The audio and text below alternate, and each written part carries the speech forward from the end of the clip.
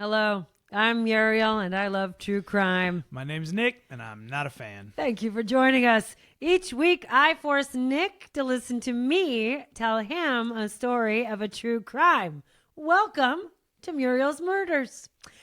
And this week, we are bringing you part 2 of our listener request, the story of Albert Johnson, a.k.a. the Mad Trapper of Rat River.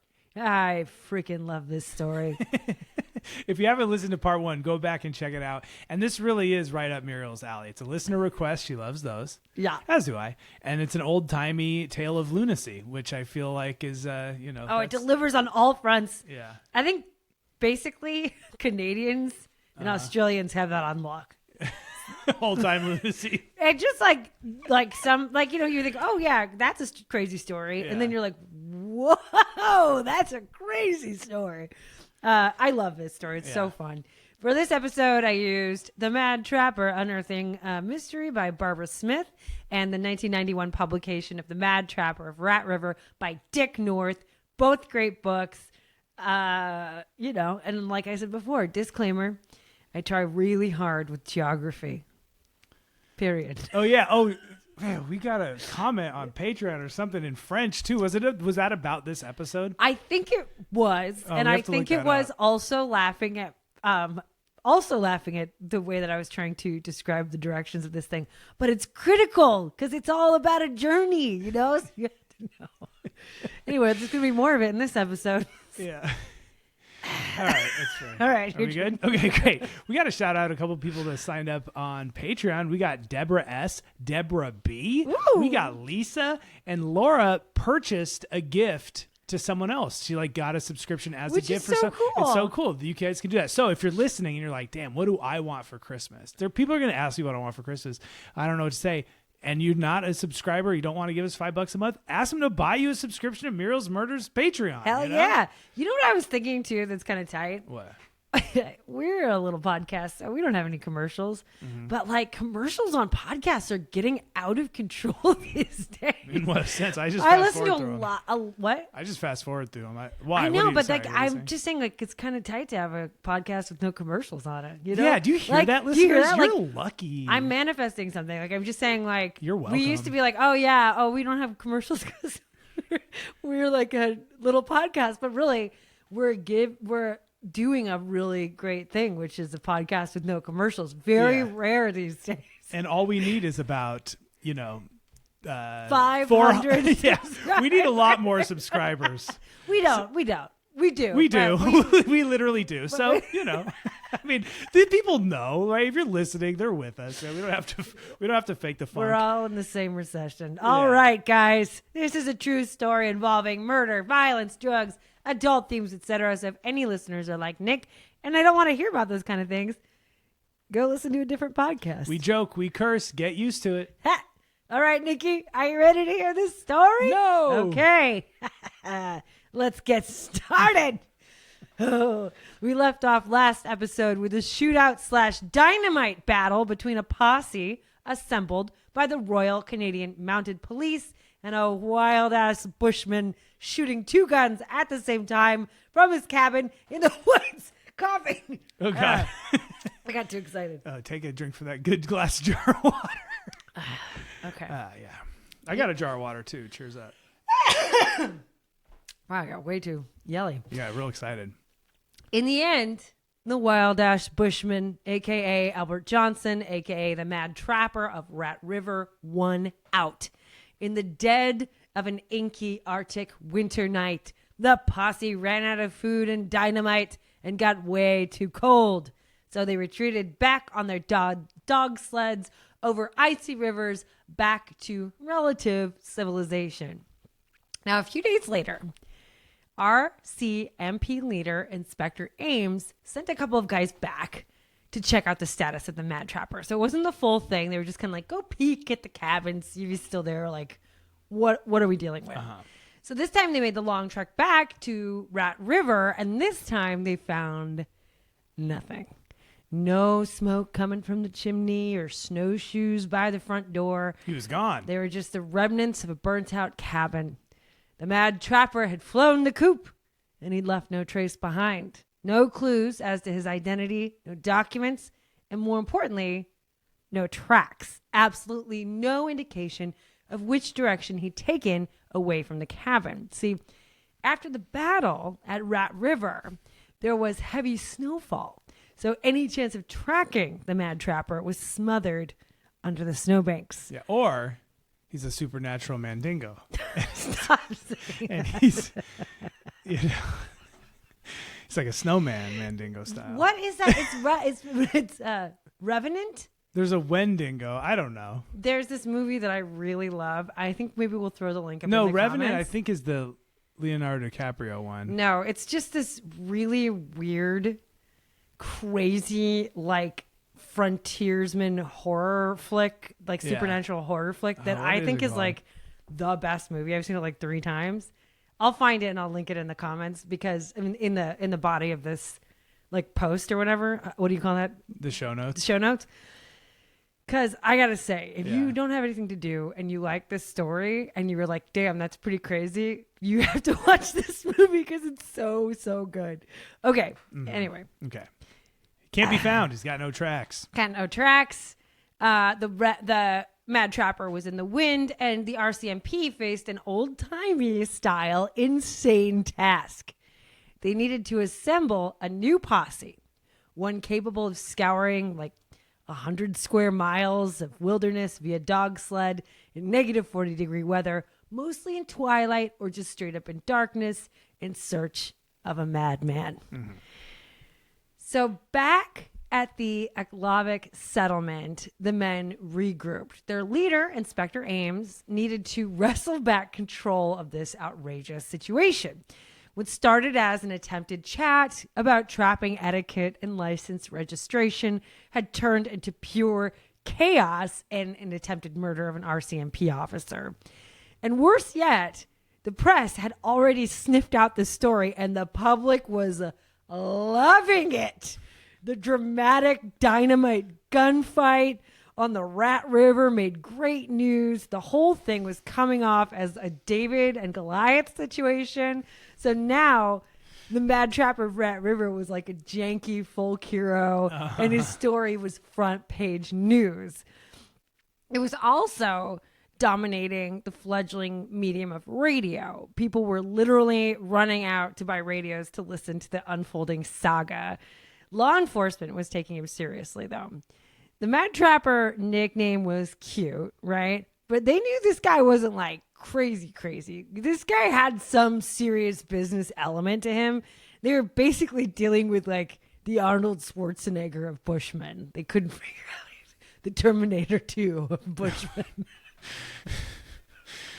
It was all right. It was a little bit of a... I wrote a lot of different ones, but I was like, no one's going to get what I'm saying. The Terminator of Bushmen? He's like the final boss of Bushmen. Yeah, there you go. He's the apex predator. Oh, man. How good was the new Predator? New Predator movie's damn good, everyone. It's entertaining. Okay, let's keep going. I feel like we're just... So Inspector Ames, he put together a big posse fit for a big manhunt. He tapped local trappers, former and current military and RCMP officers, some members of the Lusho tribe, and a semi-famous bushman, Quartermaster Sergeant R.F. Riddle. Now, Riddle was great at both like old school tracking and survival methods and dealing with new school technical gadgets. I guess he was super awesome at MacGyvering bombs together from scratch. So in preparation for the journey, he put together a bunch of pipe bombs and beer bottle bombs to chuck at the Mad Trapper if they got close enough. Damn. So this is already getting really out there. Just more bombs to freeze. They all just seize up. I don't know. Whatever. I don't know. Maybe this Yeah, guy's maybe got not. that. That's why they're not bringing dynamite. They're bringing homemade pipe. I know. I like how they were like, okay, we have to thaw the dynamite, like put it under your armpit, breathe on it. Yeah. Don't move. It's terrifying. All right. By January 22nd, the search party was coming up completely empty-handed and burning through supplies as fast as Nick burns through a box of very good cereal. Wow, it's Joan Didion over here. Everyone really turning to phrase. What did Pulitzer's? Really good cereal. Wow, the specificity of that. She really puts you in the moment. She makes you feel like you're in it. Inspector Ames decided to thin out the posse, right? There's nothing they could do. They could keep 4 guys out in the bush for an extended time without having to make a supply run. So Ames chose Edgar Millen, our RCMP officer and Irish step dancing baker from the previous episode. Love that guy. Of course, they also chose the guy who could make homemade bombs. You have to have you have to have yin yang, You can't just show up with like the good guy. You also show up with the bad guy that's also like down to clown. Thank you. And then another RCMP officer and a local tracker. And the 4 men, they took off on dog sled of the frozen Rat River with the tedious task of combing through the icy bush for clues. So they found signs the mad trapper had passed through. They found a huge cache of food hidden on the side of the river, but the mad trapper never came back for it. And they slogged on. It was grueling work, breaking up dog fights, chopping firewood, chopping ice, jogging behind the dog sled for miles, all in below -40-degree weather. Almost a full week went by. I know it's so I want to know, are you going to hit us with like quotes of what these guys were thinking, like what their mind frame was? I mean, on one level, it's like, yeah, you want to avenge, your friend and everything. I mean, he survived luckily, but like, I mean, on one level, you'd be like, damn, I think this guy might have just got away.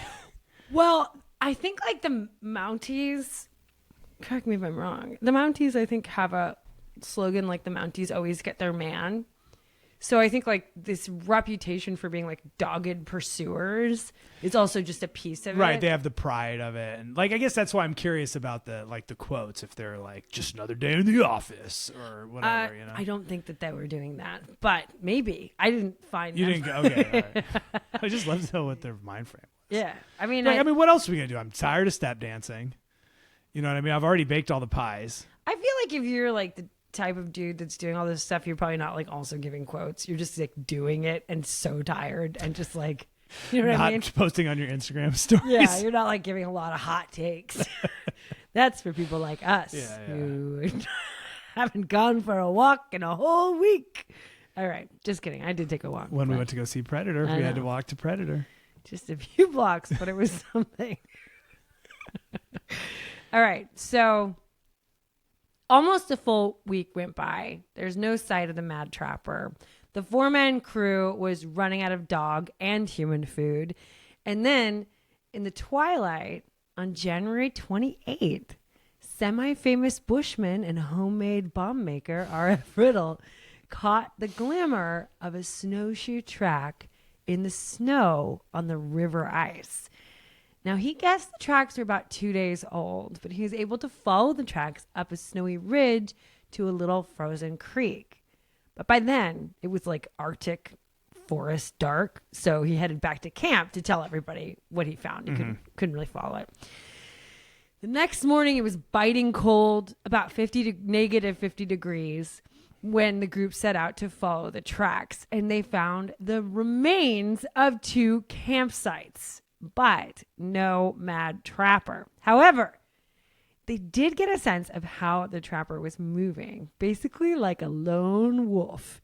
He only walked on the spine of the snow-packed ridges along the river, like along the riverbank, and then the snow-free sections of ice where it was really hard to see any sort of footprints. So using this technique, he was able to fade in and out of detection. They found he was traveling at an absurd rate, even on foot, with a huge pack strapped to his back. He was literally moving twice as fast as their team of dogs. Because when we're talking about this going, it's very slow going. It's not like when you think of like, I don't know, is it the Iditarod or something, like where you're mushing and you're going really fast? It's like you're breaking trail. Yeah, you're right. Like lugging a ton of stuff behind. So it is functional, but it is not like a fast method of travel. Yeah. And this guy is just like hoofing it. He also, Nick, was zigzagging. So he wasn't walking in a straight line, and he was still making better time and creating a track pattern that meant basically if he's zigzagging across, Yeah. he can kind of pop out in the bushes and hide, Uh-huh. and it gives him the perfect vantage point to watch people watching him with their heads down, you know, sort of like doggedly trying to like zigzag through the snow and keep the prints. So they tracked him through woods. They tracked him up climbing cliffs. They tracked him crawling on hands and knees through the tangles of underbrush. And while they realized he was also disguising his tracks, and after a while, they realized he was also disguising his tracks by trailing behind caribou herds. So like they would just be like obliterated by the caribou tracks. And tricking the posse by hiking with his snowshoes on backwards. Oh, classic move. And the whole time, the solitary mad trapper also had to build fires in the snowbanks and like take the time to snare squirrels and rabbits and thaw snow for water to survive. Like he couldn't get back to his food caches. Yeah, right. So and he's having, kicking it too. He's not just surviving, he's thriving. Yeah. And he's like skinning rabbits. Yeah, man. And eating them. Telling a little ghost story to himself, being weird, picking his teeth. Who knows what he's up to? Just loving life. The posse followed the mad trapper's trail, tired and confused. Like, how was this guy still alive, let alone, like Nick says, vibing and thriving? Like, who the hell was this guy? But soon there was a glimmer of hope. Gunshots were reported nearby, and it seemed the mad trapper got a little hungry and he was in the area hunting down some food. That's what they assumed. And on Friday, January 29th, the posse found their man. So how long is that? How long have they been on this? So about 30 days. Yeah, right? Because it started since the original shootout. Yeah, but how long has this chase been? This chase with this posse. You said like January 2nd or something, didn't you? No, it's been like 22nd is when the 4-man group went out. So it's been about a week. And But then also there was the bigger group that went out before that. Mm-hmm. So it's been like a week and a half or something like that.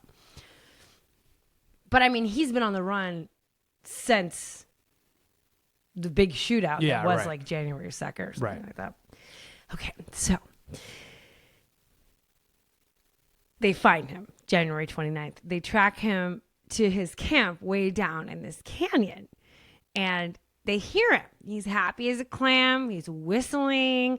They see the smoke from his campfire, but no one could get eyes on him. And no one wanted to risk going into this goofy dude's campsite without being able to see him. For all they knew, the mad trapper could be like whistling around, da-da-da, from a hiding place with his rifle aimed at their heads, right? So they waited for hours in the freezing cold, hoping to catch a glimpse of the man, but they saw nothing. And eventually, they couldn't shake the idea they were walking into an ambush, and the condensation in their clothes was freezing their coats from the inside out. So they fell back to their campsite about a mile down the river and started a fire to warm up. So the next morning, a blizzard kicked up, and the men traveled back to the mad trapper's campsite in the blizzard in the canyon. But this time, maybe because of the blizzard, they were able to get really close without being detected, about 15 yards away from him. But when they were shimmying down the canyon, one of the men slipped and he scattered some rocks. The mad trapper flips around instantly, fires his gun towards the noise, and the 4 posse members drop to the ground. They exchanged gunfire, and the mad trapper, he was actually in kind of a bad position, or so it seemed, right? Down in the canyon with his back against a huge sheer cliff, like rising up above him, like a wall. So the mad trapper, he launches himself over his fire and then hunkers down behind a log, and the posse tries to make Swiss cheese out of the log. They're shooting it. And after they were done shooting, there was just silence. And it looked as if the mad trapper might finally be dead, but no one was confident enough to check. By now, this guy was just like striking terror into the hearts of men. Yeah, be careful who you chase. You might just catch him. And they thought, he's might have some military training, or maybe he's even a veteran of World War One, like a professional fighter. The posse waited in the cold, afraid to go down and check him for 2 hours, just waiting for signs of life from the man behind the log. And finally, they knew as night fell, they couldn't hold their position much longer without basically freezing to death. So our Irish step dancing baker, Officer Millen, decided he was going to go check if the dude was dead, or maybe try and make him dead, right? The team is in the snow hissing at Millen to get back down. They don't believe he's dead. They're all terrified. But Millen and Quartermaster Sergeant Riddle decided to freaking just pull the Band-Aid off. And of course, the mad trapper behind the log was very much alive. They got about 5 steps in when the mad trapper popped up and started shooting. The gunfire started up again, but even in the dusk, after hours-long standoff, in the freezing cold, the mad trapper still had a hair trigger. The whole thing ended with Officer Millen face down in the snow, killed instantly by a bullet straight through the heart. Damn, R.I.P. And that's our guy, huh? That's who he started with, the line dancer, pie maker. R.I.P. After that, the posse dragged Millen out of the line of fire, built a platform to keep his body away from scavengers, and then made the mile-long walk back to their camp. Now, the next morning, when the posse returned to the Mad Trapper's camp, they found that this fool had loaded up his massive pack, and then, in the dark, he'd used his axe to cut handholds in the ice and scale up the side of the sheer cliff and out the canyon. This guy's like a real life, I don't know, character from a Clint Eastwood movie or something. Insanity. And at his campsite, they found on the other side of that log where he'd been hiding, there was this super deep hole that he's dug himself into. And it was like the cabin bunker thing all over again. Right. You remember, yeah. in the last episode, he had dug out the floor of his cabin so he could have these low sight lines. He did the same thing. And the shots had come so fast and close together, who knows if he was once again double fisting sawed-off shotguns. Well, after Officer Millen's death, the press was not great for law enforcement. These guys were really giving it their all, but after surviving his third shootout with police by ice climbing out of a canyon, the mad trapper was reaching a sort of mythical status. Sure. Yeah, there's he got away again. Yeah, he climbed up the ice with his pack. People were pretty much rooting for him to escape the Mounties altogether. And now it was international news, captivating Canada and all across the U.S. On February 2nd, Inspector Ames jumped into action yet again. He gathered volunteers for a mega posse, got in touch with the federal government, and asked for a goddamn airplane. A plane had never been used in Canadian crime fighting before, and for the first time in RCMP history, Inspector Ames decided he was going to use a freaking airplane to find this bush devil. Now, a lot of people thought it was nuts that the plane could crash in the wild, inclement weather, or that using an airplane was just flat out overkill. But Inspector Ames was like, guys, there's too many dogs and too many dudes to make this thing reasonable. I mean, searching for the mad trapper required so much food, and they could only travel 4 days before they had to turn around. Dogs ate 2 pounds of fish a day, so 5 teams of dogs needed 500 pounds of fish for 10 days. That's just the dogs. And it's the freaking vast Canadian wilderness. Everything is at least 100 miles away from everything else. And completely frozen. And this 9-person billion dog posse idea is ass, right? We need an airplane. And not only did they get one, it ended up being flown by World War I ace pilot Wilfrid Whop May. He was famous in Canada. He fought in World War I and shot down 13 German planes. And assisted in shooting down the infamous Red Baron. By the way, his niece gave him that name, that very awkward nickname. He wasn't Italian or anything. But given the timing of the whole like World War I just feel like it's hilarious. But I guess it's just different Canada. I mean, I feel like it would be weirder if it was like an Italian slur. I know. I do too. But it's still kind of like, I had to look at, I was like, whoa.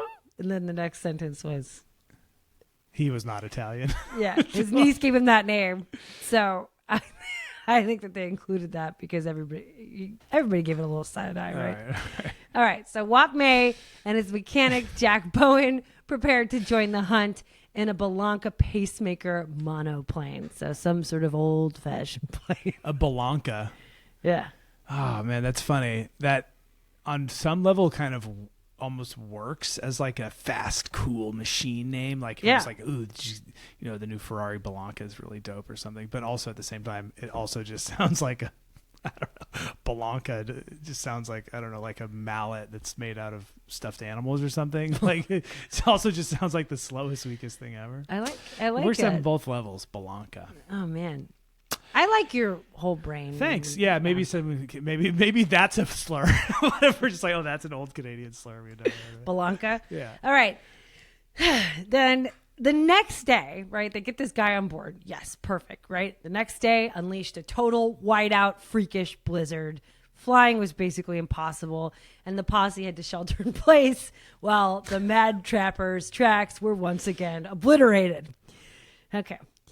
So the winter weather kept on raging for a few days. Oh, I have a question. Yes. Do they have any sense of where he's going? Like, is it still just nowhereness? That's why you want me to tell you about geography. So we're going to get into it. Okay. So the winter weather kept on raging for a few days. And when the posse did find some of the Mad Trapper's tracks, it was clear the tracks were just made to make fun of them. Like, he literally made sets of tracks parallel to each other as if he had picked up a buddy along the way. And then he made sets of tracks going in opposite directions. So the posse split up and each followed a set of those opposite direction tracks. And they met. And then ran straight into each other hours later. And the next set of tracks just spelled out like, suck it, losers.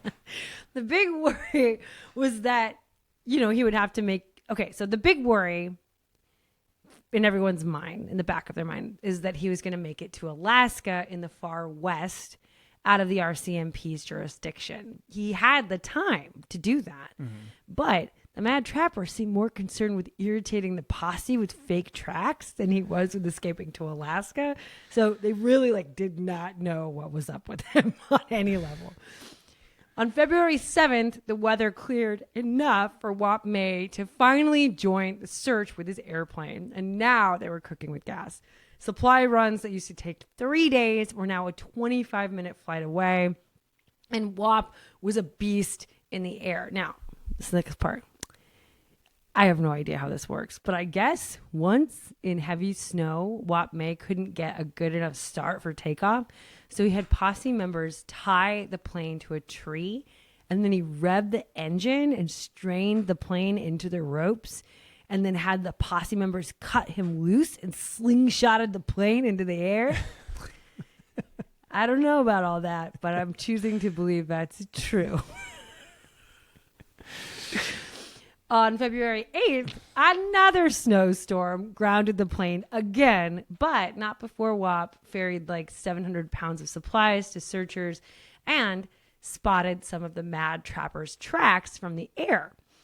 Now, he was able to fly search leaders miles down the track, saving them hours and hours of tracking the Mad Trapper's wild zigzag walking. And from the air, they could see the Mad Trapper's tracks more clearly. Now, what they found was, in addition to all the shenanigans, he had actually been attempting to get behind the search party. Yeah. So he could get to his caches of food, but he kept missing his mark. So he wasn't cutting it back far enough, and he kept coming out of the woods in front of the posse, over and over again. Because he probably thinks they're going faster than they are. It's remarkable. And it appeared this whole time he had just been living off what he could catch without shooting off his gun. Like after the time he shot off his gun, he stopped doing that. So like 30 days of burning calories, surviving through blizzard after blizzard, breaking trails in deep virgin snow, which is exhausting. It's not the same as walking on a trail that's already established. You know, carrying this huge pack, unable to start a big fire to warm up, and then, you know, basically surviving off squirrels. And then on top of all that, he was running around doing all kinds of sneaky shit. You know, he had the energy to just be a little fucker running around. Oh, yeah. He's living his best life. This is what he put his 10,000 hours in for. Yeah. Oh, man. And as the story of the Mad Trapper spread, people started joining in the search from the West and Yukon because folks involved were all getting a tingly feeling that this wild man was about to cross the Richardson Mountains. So this is what's up with the geography. I'm going to explain it. What's on your hand? What? Oh, I think makeup. Oh, okay. Or something. I don't know. How dare you? Okay. Just have a huge weird thing on the palm of your hand. This is what's up with the geography. Okay. I'm going to explain it to you, even though you don't deserve it. Okay, so this whole story, it starts in the far western area of the Northwest Territories, kind of running around north and south through the wilderness, bordering a big-ass mountain range. Those mountains just west of the Northwest Territories are the Richardson Mountains, this big, desolate, craggy mountain range. Then, west of the Richardson Mountains is Yukon, Canada, and west of Yukon is Alaska. Now, back in 1932, Alaska was a territory of the U.S., and the RCMP didn't have jurisdiction there. And on top of that, Alaska was having a population boom. So there were hordes of these gnarly bushmen up there taking their chance at mining for gold. So the fear was the Mad Trapper could make it to Alaska and disappear in the throngs of newcomers that were flooding the territory, trying to stake their claim. And the biggest barrier standing between the Mad Trapper and Alaska was the Richardson Mountains. Now, it seemed unlikely the Mad Trapper would try to cross the Richardson Mountains alone, on foot, in the dead of winter, with dwindling supplies, after already walking for 30 days straight. The wind chill alone could bring temperatures down to negative 100 in the mountains. I still just don't believe that's true. It's true. But no one, okay, this is an interesting thing. So while like radios were getting really popular, no one actually had a radio between the campsite where the Mad Trapper killed Officer Millen and Fort Yukon.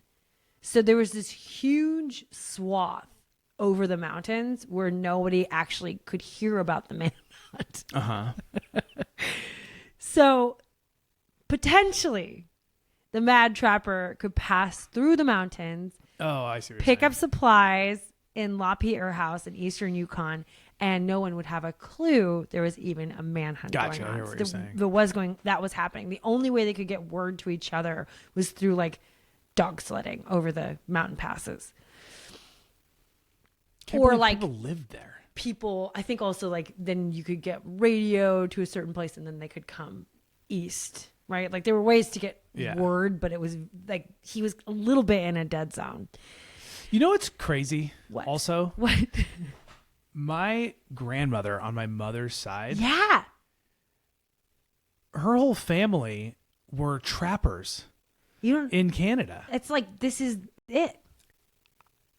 And not only that, they invented a trap that they're like famous for. Oh, and they would write books. They wrote books on it. Yeah, they had dog sleds.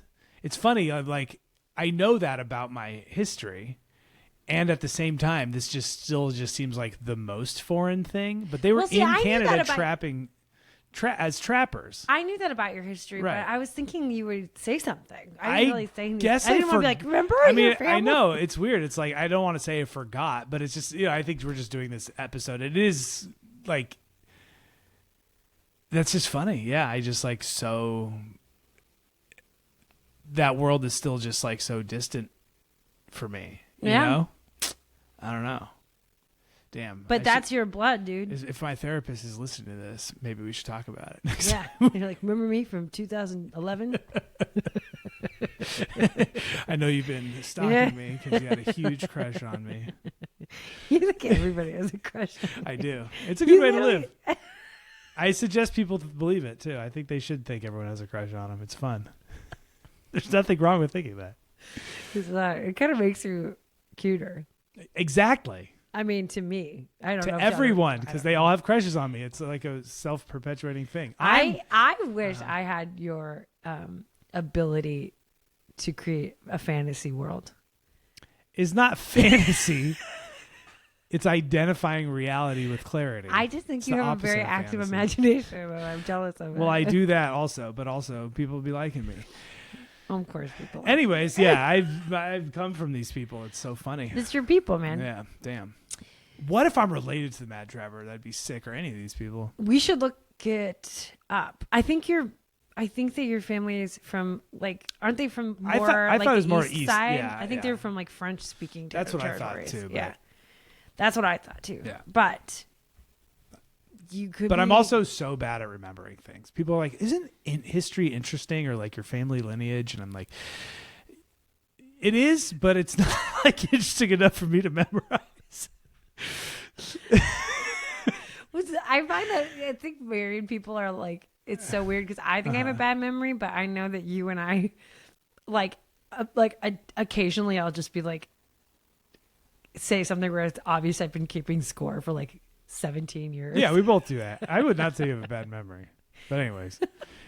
It's all we're all just selective. Okay, we're going on with the story. Okay, so what was my great grandmother doing? Okay, so your great grandfather, okay. Wait, Okay. let me get. I can't even remember where we were. So there's Sorry. this big, big gap in radios. Right. So Yeah. it is a little dodgy, but it's just, it's so hard to cross these mountains that they think he probably won't do it. So just in case. Sorry, we're going back in time. We're not editing this out. All right. You got me so twisted, Nick. Sorry. So at this point, they didn't really know. Don't be sorry. They didn't really know where this guy is headed.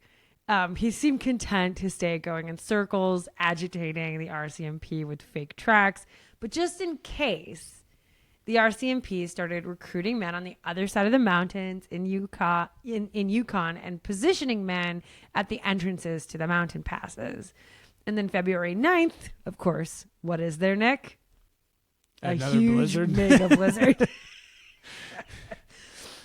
WAP couldn't fly. The search parties had to shelter in place yet again. And they were all in the dark for the next 3 days in storms and stuck searching for this guy in this swath of the north where no one had radios. And the only way they could communicate was through like dog sled teams going over the mountains and through this storm. It was not very easy. The best they could do was post men on the most reasonable pathways over the mountains and hope for the best. And on February 12th, the RCMP got news.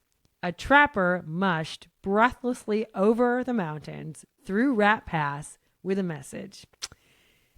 This fool had made it over the mountains to LaPierre House undetected. Yeah. The mad trapper hadn't been sighted, but trappers in the area spotted his distinct handmade snowshoe tracks just east of the settlement. Literally, even now, no one knows how he did it. He went on a high-speed hike across the Richardson Mountain Range in a blizzard. And it looked like the trapper assumed the RCMP would be blocking the mountain overpasses, so he opted to go off trail. That meant the route that he took went over an ice-coated mountain peak almost 7,000 feet high, and he climbed it in a blizzard without any climbing gear. He's just a tough bastard who's like not afraid to die and like absolutely sure he won't. And then, after making what should have been an impossible journey, the trapper still had gas in the tank. See, the trapper had no way of knowing which Yahoo he ran into had a radio, so he just opted to avoid all humans Instead of stopping in LaPierre House to refuel and rest, maybe eat something, he kept to the desolate, frozen creeks and rivers and just continued on west. By now, the weather had cleared enough for Wap May to fly again. So they did supply runs and geared up to continue this chase now over the mountains. And the airplane really was the great equalizer. The Mad Trapper was doing something pretty extraordinary, but man versus airplane is a pretty rough deal. And the Mad Trapper's glorious run was coming to an end. The day after receiving news, the trapper had crossed over the Richardson Mountains. Everyone involved in the search headed west over the mountains towards LaPierre House by air, by dog sled, whatever. And around noon, Wap Bell took off in his airplane to look for the Mad Trapper's tracks on the other side of the mountains, which he found and then promptly lost in the mud of the tracks of a caribou herd. But the next day, Valentine's Day, a thick fog rolled in and choked out all visibility. But before it was hopeless to fly, Wap May got about an hour to search from the sky and found the Mad Trapper's tracks emerging from the caribou tracks and striking out on the frozen Eagle River, caught out in open territory with gentle sloping hills and a thin smattering of spruce trees. All told, the Mad Trapper was about 150 miles from the cabin on Rat River where he started 7 weeks earlier.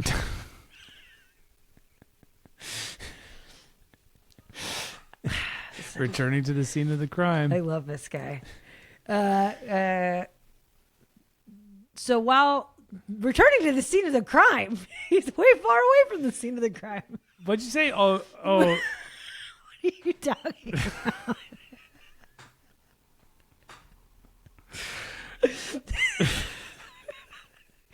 I feel like we're neither one of us are doing a great job this time, but that's okay. This is still a really fun story.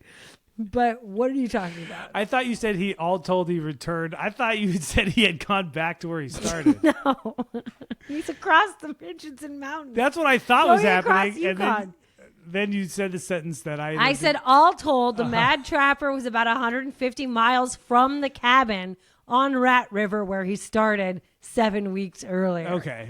I misheard that. I thought he had gone back.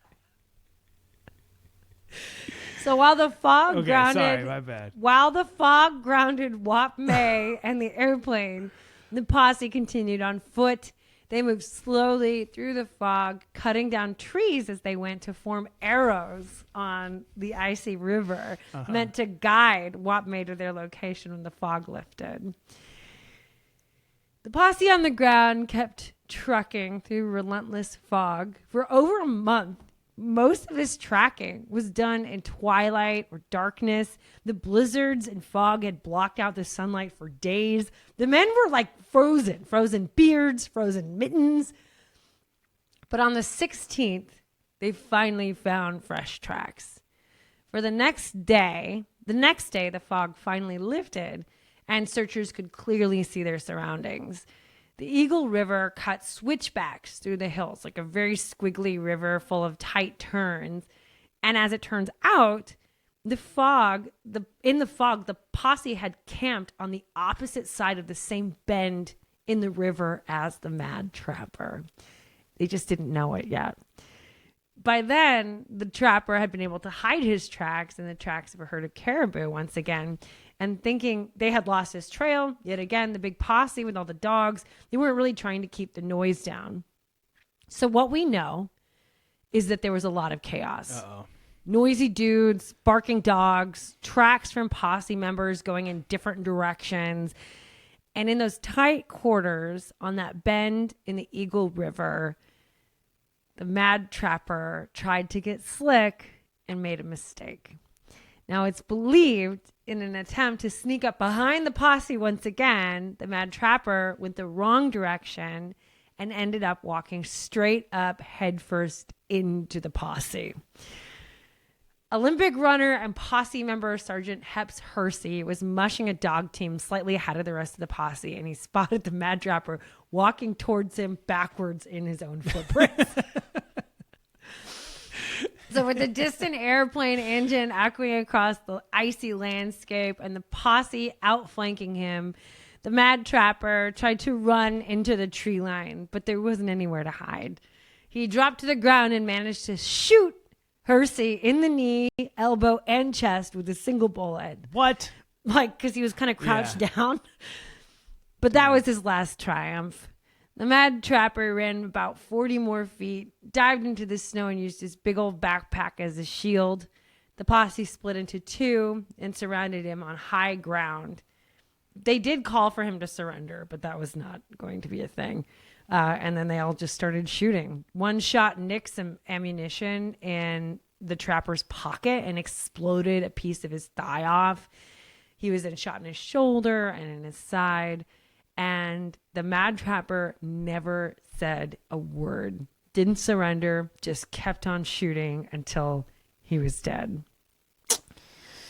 Did the other guy survive? Yep. After a grueling surgery with zero anesthetic, Sergeant Hersey survived. These are just like actually tough. They're just actually the toughest people. They're so much tougher than us. And the Mad Trapper's body was taken back to LaPierre House for an autopsy. And they found the man was a dirty blonde dude with an upturned sort of like Miss Piggy nose and big giant ears. He had no surgery scars and a hunched over posture. And based on earlier descriptions, when the trapper was known as Albert Johnson, it was estimated he had lost about 30 pounds since that summer in 1931. And, okay, surprise, he had a mouthful of advanced, expertly done dental work, which indicated he'd probably been well taken care of and at least at one point had a decent standard of living and probably lived in a well-populated area. Yeah, right. And he had all that money too. And his survival skills were so excellent, many thought he had, really serious military training.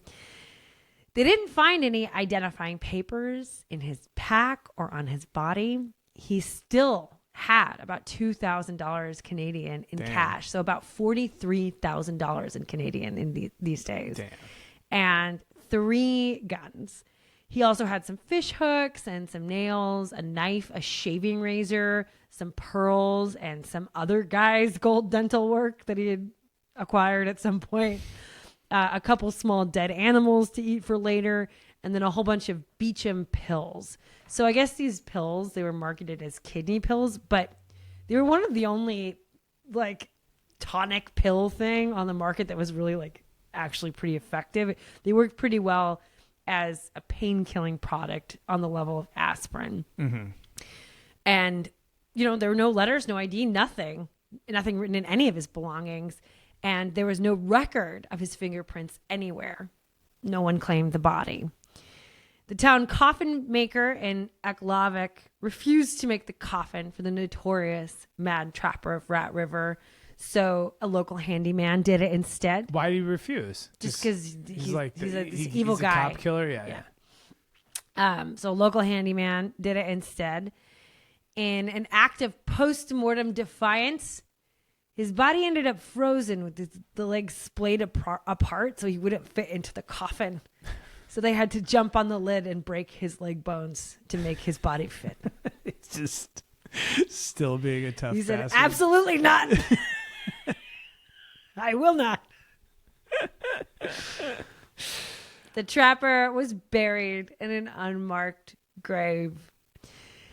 After the dust settled, there was some controversy about the whole pursuit of the Mad Trapper. RCMP Constable William Carter had been around for most of the major events. He later wrote an account that kind of differed from the official police report. So basically, he wrote a report, I believe, in tandem with Inspector Ames, but then Inspector Ames assigned him to the Red River post that Millen used to work for. Remember in the beginning, that's like where this whole thing started. And somehow Constable Carter's report was buried. So the official account came from Inspector Ames. Now,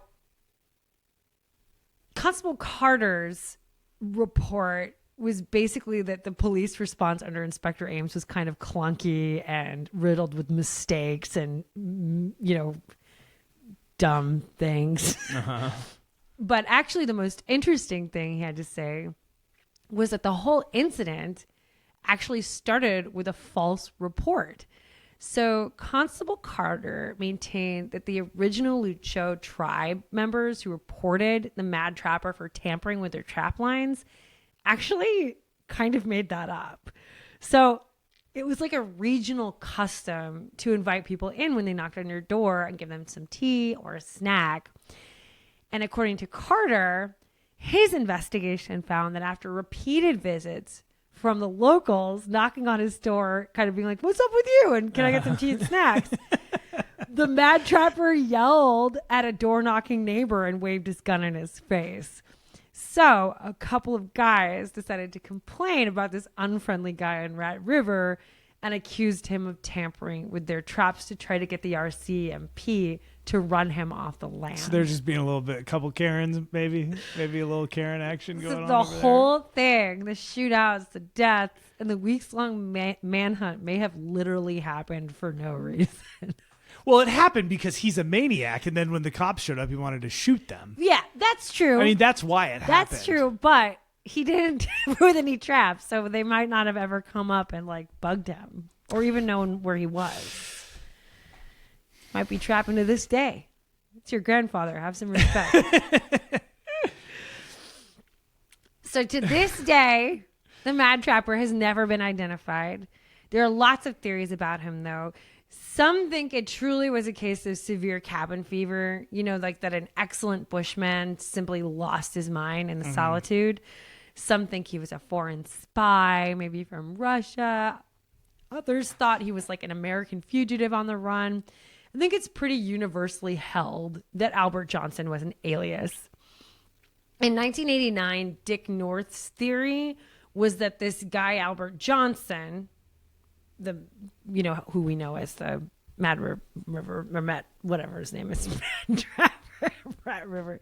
This guy, Albert Johnson, also traveled under the aliases Arthur Nelson and John Johnson, and that the Mad Trapper was a career criminal who spent time in the San Quentin and Folsom prisons in the U.S. and was actually a Norwegian-born man named Johan Conrad. That theory, though, was later disproven through a DNA test of Johan Conrad's distant relative. Mm-hmm. In 2007, author Mark Femerlid proposed the Mad Trapper could have been this guy, Sigvald Peterson Haskold.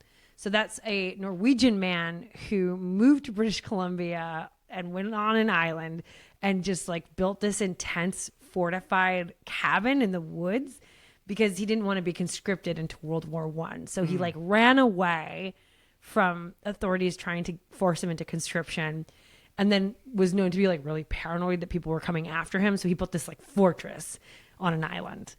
He was in his late 30s and he disappeared about 4 years before the Mad Trapper emerged. So there's lots of parallels with this guy, but then that theory was also disproven through DNA testing. In 2007, Myth Merchant Films assembled a team of forensic experts to try and find new clues regarding the identity of the Mad Trapper of Rat River. And they made a documentary called The Hunt for the Mad Trapper. And then Barbara Smith wrote a companion book called The Mad Trapper, Unearthing a Mystery. So this is what they found with modern equipment. The Mad Trapper was about 35 years old when he died. Some people were saying he was in his 40s, so he definitely was aging rapidly in the face. His dental work... Aging rapidly in the face. His dental work was so well done and so advanced, it more than likely had to be done in a major hub city like Chicago or New York City. An isotopic analysis of his teeth showed that he was probably not Canadian. And I guess they can tell by the temperature of the weather he grew up in. The average temperature affects the teeth. Oh, so super crazy. All Anyway, they thought he was either from a Midwestern region of the U.S. or Scandinavian country. And in 2021, Myth Merchant Films announced the U.S.-based forensic genetic genealogy company Othram had traced the Mad Trapper's ancestors to Sweden. So it's believed he's related to two Swedes born in the late 1700s, this guy Gustav Magnusson and this lady Britta Svensdotter. Okay, I really don't think that's my family. So, well, you never know. I never know. So the Mad Trapper had really good nutrition growing up. He had access to either a meat or seafood rich diet. Of course, they all out there are just living the life of like perfect, luxury that's not actually luxurious. I don't think that that's actually what it means. I think like he was actually very well kept for. Like he didn't have any signs of living a stressful life. Like, well, I'm didn't really saying have any Scandinavians injuries. are all like that, right? They're all just have like a good life. Yeah. That's what I mean. Yeah.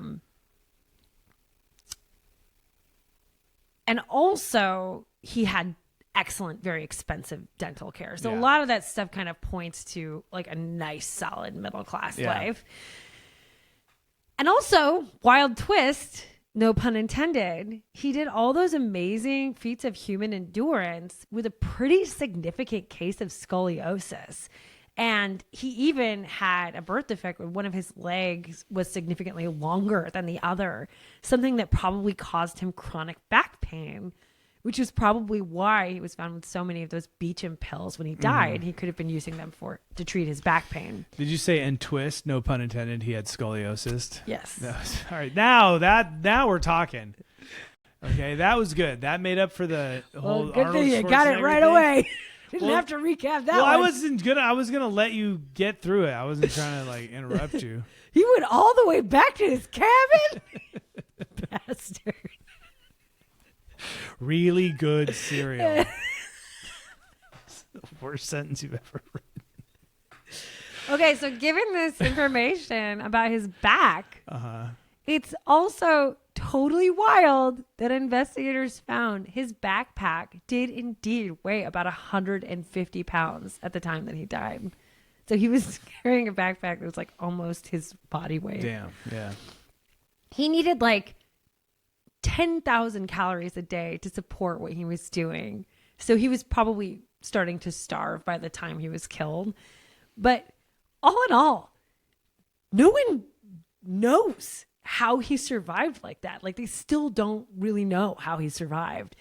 It's piss and vinegar, I guess. It's right? like a really well documented event. And if it hadn't been that thoroughly documented, experts might have considered the Mad Trapper of Rat River to be a case of people just out there making up stories. Yeah. But that's a real thing. Yeah, man, this is a true crime podcast, you know? How dare you? This ain't no. Why are you being sarcastic to me?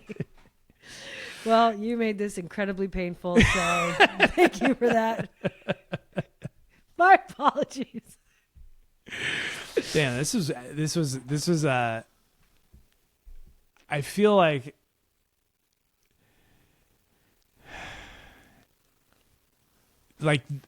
I get that it's real and that it really happened, and it's also like a real myth. You know what I mean? It's like that's insane that he did that. Yeah. And everyone was like in it on the radios, like into it, you know?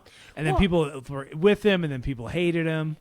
Yeah, I mean, I think it was a mixed bag, but I mean, that's pretty outrageous. And also, like, he had the time to also just be like a shithead. Yeah, right. Like, That's part for of it. big chunks. Like, he's like, instead of getting food or going to Alaska, Yeah. he was just like, well, I'm just going to mess with these guys because they're idiots. And then it's like, oh, man, they got a plane. If there wasn't a plane, I don't think they would have caught him. Yeah. Yeah. No Seems way. like There's it. no way. WAP for the win. WAP.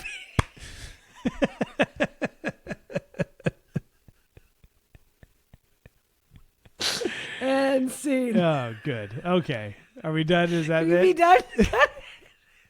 Thank you so much for listening to Muriel's Murders. She did all the writing, the reading, the research. I did all the other things. And thank you so much for listening. Hey, look, if you got through both parts of this story. It means you kind of like us. So share this podcast with people, maybe on the internet or in Your mom real will life. definitely like it. Moms love this Yeah, podcast. you know what I mean? Share us with your mother. Or, you know, if you have like kind of like a Gen Z or Gen Alpha kid that's a little distant from you right now and they're going through, they're like, share, you know, this will like bond you, you know, for the parents, give it to your kids. They'll think we're cool. You know, it'll bring you guys together. That's really what we're trying to do here. You know what I mean? Yeah. I feel like Alpha's way too young. No? I don't know. Yeah, whatever. I don't know. Just tell us, just shove us into the lives of the people that you love. You know what I mean? Help spread the Muriel's Murders word. Happy holidays, guys. Listen, we're going to go to Las Vegas. We're so excited. Yes. And you're going to get to hear a little bit about that trip. So hold on to your butts. Okay. Bye, everyone. We love you.